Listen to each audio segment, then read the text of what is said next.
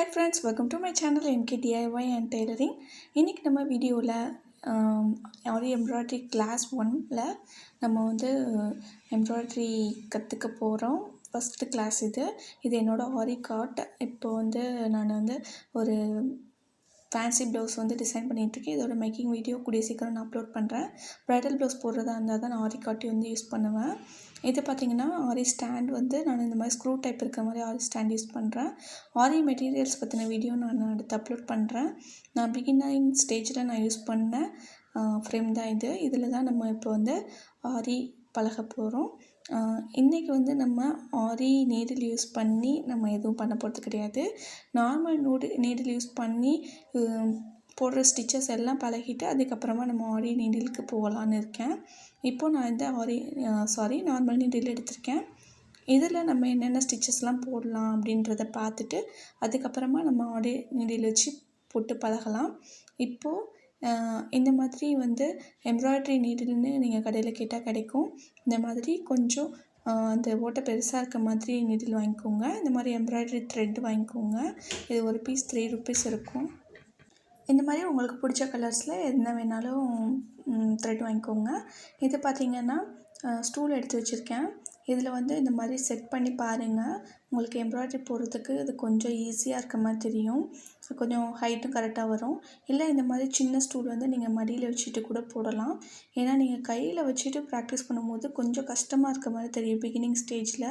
இந்த மாதிரி சுற்றிலும் வந்து கையை விடுற மாதிரி ஒரு கேப் இருக்க மாதிரி ஒரு சின்ன ஸ்டாண்டப் அரேஞ்ச் பண்ணிக்கோங்க. இப்போது இந்த ஃப்ரேமில் தனியாக நம்ம மேலே உள்ள ஸ்க்ரூவை கழட்டிட்டு நம்ம இந்த மாதிரி கீழே உள்ள ஃப்ரேமை மட்டும் அடியில் வச்சுக்கிறோம். இப்போது சுற்றி வந்து ஒரு 2 inch கிளாத் இருக்கிற மாதிரி பார்த்துக்கோங்க. இதுக்கு மேலே இந்த ஃப்ரேமை செட் பண்ணிக்கிறோம். செட் பண்ணிவிட்டு இப்போ கிளாத் எவ்வளோ லூஸாக இருக்குது பாருங்கள். எந்த இடத்துல நீங்கள் அட்ஜஸ்ட் பண்ண ஆரம்பிக்கிறீங்களோ அங்கேருந்து சுற்றி ஒரு ரவுண்டு இப்படி பிடிச்சி இழுத்துட்டே வாங்க. அங்கங்கே கிளாத்தை அப்படி இங்கிட்டு ஒரு பக்கம் அங்கிட்ட ஒரு பக்கம் பிடிச்சி இழுக்கக்கூடாது. இப்படி சர்க்கிள் ஷேப்பில் சுற்றி பிடிச்சி இழுத்துட்டே வாங்க. இதே மாதிரி தான் பெரிய ஃப்ரேமில் செட் பண்ணுறதா இருந்தாலும் இதே மெத்தடு தான். இதே மாதிரி தான் கிளாத் வந்து ஃபிக்ஸ் பண்ணணும். இப்போது இந்த ஸ்க்ரூவை நம்ம நல்லா டைட் பண்ணிக்கலாம். அந்த ஸ்க்ரூ வந்து சுற்றவே கூடாது. அந்தளவுக்கு நல்லா டைட் பண்ணிக்கோங்க. இப்போ நம்ம நல்லா டைட் பண்ணியாச்சு. இப்போ நீங்கள் இப்படி தட்டி பார்த்தீங்கன்னா டப்னு ஒரு சவுண்டு கேட்கும். அது அந்த கிளாத்தோட இதை பொறுத்து இருக்குது. அதுக்குன்னு ட்ரம்ஸ் மாதிரிலாம் ரொம்ப ஓவராக சவுண்ட் கேட்காது. லைட்டாக ஒரு சவுண்ட் கேட்கும். அதை வச்சு நீங்கள் அசப்ஷன் பண்ணிக்கலாம். இப்போ சுற்றி கிளாத் எல்லாத்தையும் நான் அது மாதிரி சின்னதாக பின் போட்டு வச்சுருக்கேன். இது ஏன்னா கிளாத்து கீழே பட்டு அழுக்காகாமல் இருக்கும். நீங்கள் இப்படி உள்ள கையை விட்டு எம்ப்ராய்டரி பண்ணுறதுக்கும் உங்களுக்கு ஈஸியாக இருக்கும். கொஞ்சம் கம்ஃபர்டபுளாக இருக்கும். இப்போது இந்த த்ரெட்டை வந்து நம்ம கோர்த்துக்கலாம். எப்பயுமே நீடில் வந்து கீழே உள்ள அந்த காது பகுதி இருக்கு இல்லையா, அது வந்து கொஞ்சம் பெருசாக ஓட்டை இருக்க மாதிரி வாங்கிக்கோங்க. அப்போ தான் நம்ம வந்து பெரிய த்ரெட் உள்ளே விட்டாலும் போகிறதுக்கு ஈஸியாக இருக்கும். கீழே நாட் போட்டுட்டாச்சு.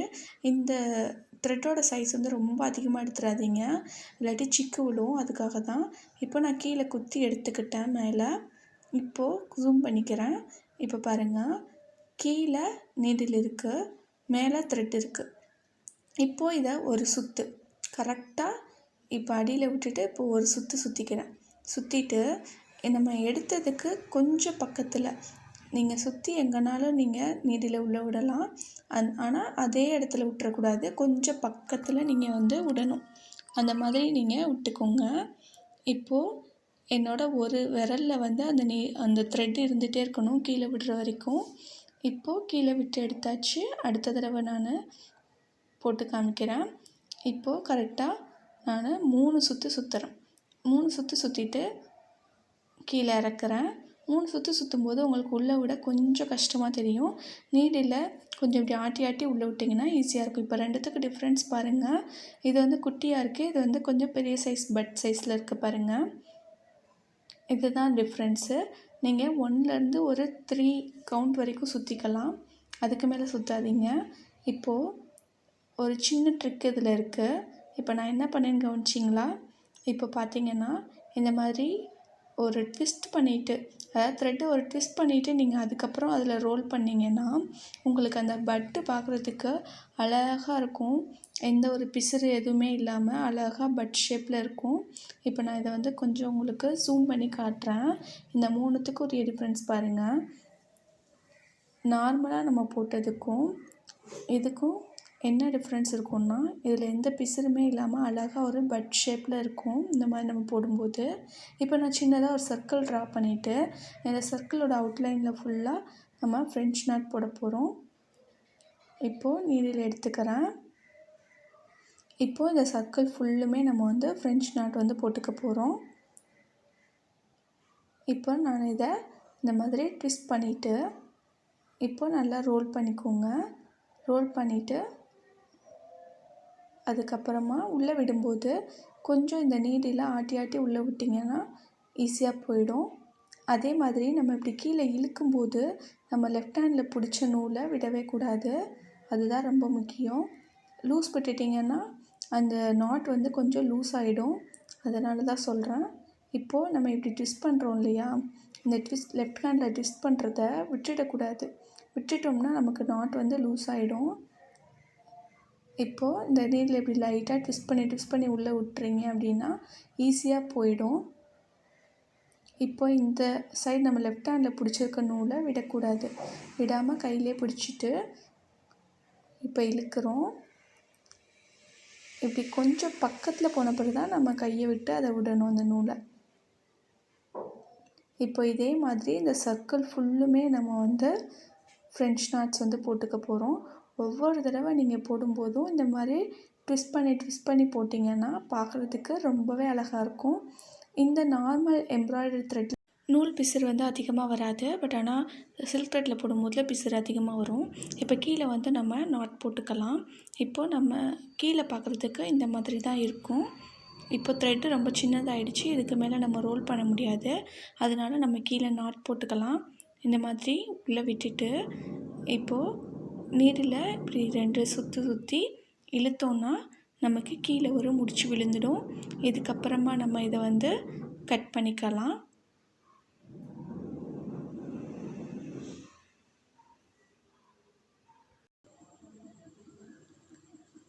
இப்போது பார்த்திங்கன்னா எவ்வளோ இந்த மாதிரி க்ளோஸாக போடணும். கொஞ்சம் கேப் இல்லாமல் போட்டிங்கன்னா அழகாக இருக்கும். இப்போ நான் சில்க் த்ரெட் வச்சு எப்படி போடுறதுன்னு சொல்லித்தரேன். இப்போ சில்க் த்ரெட்டில் பார்த்திங்கன்னா இந்த மாதிரி ஷேட் நம்பர் இருக்கும். இதை வச்சு நீங்கள் வந்து நெக்ஸ்ட்டு இது காலி ஆகிடுச்சு அடுத்தது வாங்கணுன்னா இந்த ஷேட் நம்பர் வச்சு நீங்கள் வந்து ஷாப்பில் வாங்கிக்கலாம். இது வந்து ஒரு இது வந்து பார்த்திங்கன்னா 15 ருபீஸ் இந்த ஒரு சில்க் த்ரெட்டோட விலை. இது மாதிரி நான் வந்து இப்போ 2 சில்க் த்ரெட் ஒரே சேம் கலரில் வச்சுருக்கேன். ஸோ அதனால் இதை எடுத்துக்கிறேன். நீங்கள் ஒன்றில் இன்வெஸ்ட் பண்ணால் கூட போதும். ஒரு இதை வச்சே கூட நீங்கள் ப்ராக்டிஸ் பண்ணலாம். இப்போது நீங்கள் இதை எத்தனை தடவை மடித்து யூஸ் பண்ணுறீங்களோ அத்தனை ஸ்ட்ராண்ட்ஸ் வந்து உங்களுக்கு கிடைக்கும். இப்போ 2ஆக எடுத்து அதை மறுபடியும் நான் ஃபோல்ட் பண்ணி 4ஆக மடிச்சுக்கிறேன். மறுபடியும் இதை 2ஆக ஃபோல்ட் பண்ணால் 8 ஸ்ட்ராண்ட்ஸ் கிடைக்கும். அந்த 8 ஸ்ட்ராண்ட்ஸை வந்து நூலுக்குள்ளே விட்டிங்கன்னா உங்களுக்கு 16 ஸ்ட்ராண்ட்ஸ் வந்து கிடைக்கும். இந்த மாதிரி நல்லா கொஞ்சம் தடிமனாக இருக்க மாதிரி எடுத்தோன்னா அந்த பட் ஷேப், அதாவது அந்த மொட்டு மாதிரி இருக்கிறது வந்து நல்லா நமக்கு திக்காக கிடைக்கும். இப்போ இதுக்கு ஒரு ட்ரிக் சொல்கிறேன். இந்த மாதிரி கொஞ்சம் ட்விஸ்ட் பண்ணிவிட்டு இப்படி இழுத்திங்கன்னா ஓரளவு அந்த சில்க் த்ரெட் வந்து இப்படி தனித்தனியாக பிரிஞ்சு போகாமல் கொஞ்சம் ஒன்று போல் இருக்கும். நம்ம போடுறதுக்கு ஈஸியாக இருக்கும். இப்போ நம்ம போட ஸ்டார்ட் பண்ணலாம். இதையும் அதே மாதிரி சேம் உள்ளே விட்டு எடுத்துக்கிறேன். இப்போ பார்த்திங்கன்னா அதே மாதிரியே ட்விஸ்ட் பண்ணிவிட்டு இந்த மாதிரி நல்லா ரோல் பண்ணி விடுங்க. சில்க் த்ரெட்டையும் உள்ளே விடும்போது கொஞ்சம் ஸ்ட்ரகிளாக தான் இருக்கும். அதனால் நீங்கள் அதுக்குன்னு லூஸ் பண்ணிடாதீங்க த்ரெட்டை. நீடில் வந்து கொஞ்சம் அப்படி ரொட்டேட் பண்ணி கீழே இழுத்திங்கன்னா வந்துடும். நமக்கு நார்மல் எம்ப்ராய்டரி த்ரெட்டோட சில்க் த்ரெட் வச்சு போடும்போது ஷைனிங் வந்து கிடைக்கும். பார்க்குறதுக்கு ரொம்பவே அழகாக இருக்கும். இப்போது இந்த மாதிரி மேலே இப்படி பிடிச்சிக்கோங்க சில்க் த்ரெட்டை மட்டும். ஏன்னா இல்லாட்டி சிக்கு விழுந்துடும். இல்லாட்டி இந்த ஸ்ட்ராண்ட்ஸ் வந்து நமக்கு தனித்தனியாக தூக்கிட்டு இருக்கும். இப்போ சில்க் த்ரெட்டில் போடும் போதுலேயும் முக்கியமாக நம்ம கவனிக்க வேண்டியது, இப்படி கீழே குத்தி எடுத்துட்டு இப்போ நம்ம இப்படி இந்த இடத்துல ரொட்டேட் பண்ணுறோம் இல்லையா, ட்விஸ்ட் பண்ணிவிட்டு நம்ம ரொட்டேட் பண்ணுறோம். திருப்பி உள்ளே விடுறோம். உள்ளே விட்டு கீழே இழுக்கிறோம் இல்லையா, கீழே இழுக்கும்போது இந்த ஸ்ட்ராண்ட்ஸ் வந்து பிரிஞ்சு வர சான்ஸ் இருக்குது. அதனால் இந்த மாதிரி கீழே விட்ட பிறகு மறுபடியும் ஒரு மேலே நம்ம விரலில் இருக்கு இல்லையா நூல், அதையும் ஒரு ரோல் பண்ணுங்கள். இப்போ ஜூம் பண்ணி காட்டுறேன் பாருங்கள். இப்போ நம்ம விரலில் இருக்கிற இந்த நூலையும் லைட்டாக இப்படி ரோல் பண்ணிவிட்டு இந்த மாதிரி ஒரு ட்விஸ்ட் பண்ணிவிட்டு நீங்கள் விட்டிங்கன்னா அழகாக அந்த பட் ஷேப்பில் வந்து நமக்கு கிடைக்கும். பார்க்குறதுக்கு ரொம்பவே அழகாக இருக்கும். பாருங்கள், சூப்பராக இருக்குது. இதே மாதிரி நம்ம வந்து உள்ளே ஃபுல்லாமே இந்த ஆரஞ்சு கலர் வச்சு நம்ம ஃபில் பண்ணிக்கலாம். ஒவ்வொரு தடவையும் நம்ம ரொட்டேட் பண்ணும் போதுலேயும் ட்விஸ்ட் பண்ணணும், மறுபடியும் கீழே இழுக்கும் போதுலேயும் ட்விஸ்ட் பண்ணிவிட்டு விடணும். அப்போ தான் வந்து ஒரு பர்ஃபெக்டான ஃப்ரெஞ்ச் நாட் வந்து நம்ம போடலாம். எந்த ஒரு ஆர்ட்டையுமே பர்ஃபெக்டாக செய்ய கற்றுக்கிட்டோன்னா அது வந்து பார்க்குறதுக்கு ரொம்பவே பியூட்டிஃபுல்லாக இருக்கும். மற்றவங்ககிட்டருந்து நம்மளை தனித்துவமாக காட்டுறது வந்து நம்ம எவ்வளோ பர்ஃபெக்டாக ஒரு ஆர்ட்டை கற்றுக்குறோம் அப்படிங்கிறது தான். ஸோ பர்ஃபெக்டாக ஃப்ரெஞ்ச் நாட் போட்டு பழகும்போதே இப்போது நமக்கு த்ரெட்டு வந்து இப்போ கொஞ்சம் காலி ஆகிடுச்சு. இனிமேல் நம்ம ட்விஸ்ட் பண்ண முடியாது. இப்போது நம்ம கீழே த்ரெட்டை வந்து முடிச்சு போட்டுக்கலாம். இப்போ பெரிய ஆரி காட் இதிலலாம் நம்ம போடும்போது ஃப்ரேமை திருப்பிலாம் நம்ம முடிச்சு போட்டுட்ருக்க முடியாது.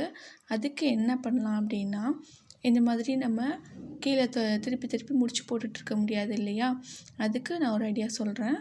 என்ன பண்ணணுன்னா, த்ரெட்டு உங்களுக்கு காலி ஆயிடுச்சு, இதுக்கு மேலே போட முடியாதுன்னா கீழே இப்படி குத்தி எடுத்துக்கோங்க. அங்கங்கே ஒரு 2-3 இடத்துல மட்டும் குத்தி எடுத்துட்டு, இப்போ நான் 1 டைம் குத்தியிருக்கேன்னா, இப்போது செகண்ட் டைம் இந்த மாதிரி அங்கங்கே குத்தி எடுத்துட்டு கீழே நம்ம த்ரெட்டை கட் பண்ணி விட்டுக்கலாம். இதனால் ஒன்றும் ஆகாது, நமக்கு பிரிஞ்சுலாம் வந்துடாது எதுவும். இப்போ பாருங்கள், நான் த்ரெட்டை கட் பண்ணிட்டேன். இப்போ நான் இதை ஷேக் பண்ணி காட்டுறேன் பாருங்கள். எதுவுமே பிரிஞ்சு போயிடாது, அவுத்து போயிடாது. இப்போது இதை பாருங்கள், நல்லா நான் இப்படி ஷேக் பண்ணி காட்டுறேன், ஒன்றுமே ஆகாது. ஸோ நீங்கள் பயப்பட தேவையில்லை கீழே முடிச்சு போடாட்டினாலும். இப்போ நான் காட்டுற இந்த டிசைன்ஸ் எல்லாமே சின்ன எக்ஸாம்பிள்ஸ் தான். எப்படி ஃப்ரெஞ்ச் நாட் வச்சு ஒரு ப்ளவுஸை வந்து நம்ம டிசைன் பண்ணலான்றதுக்கு ஒரு குட்டி ஐடியாஸ் தான். இப்போ பாருங்கள், ஃப்ளவர்ஸுலேயே எப்படி ஃபில்லிங் வந்து போட்டு அழகாக நெக்லைன்லாம் டிசைன் பண்ணியிருக்காங்க பாருங்கள். இல்லை இந்த மாதிரி அங்கங்கே ஸ்கேட்டர்டாக இருக்க மாதிரி கூட நம்ம பண்ணலாம். ஃப்ளவரில் டிசைன் பண்ணலாம். இதெல்லாம் ஒரு சின்ன ஐடியாஸ் தான். நம்மளோட க்ரியேட்டிவிட்டியை பொறுத்து தான் ஒரு ஆர்ட்டை வந்து நம்ம வந்து இன்னும் என்ஹான்ஸ் பண்ண முடியும்.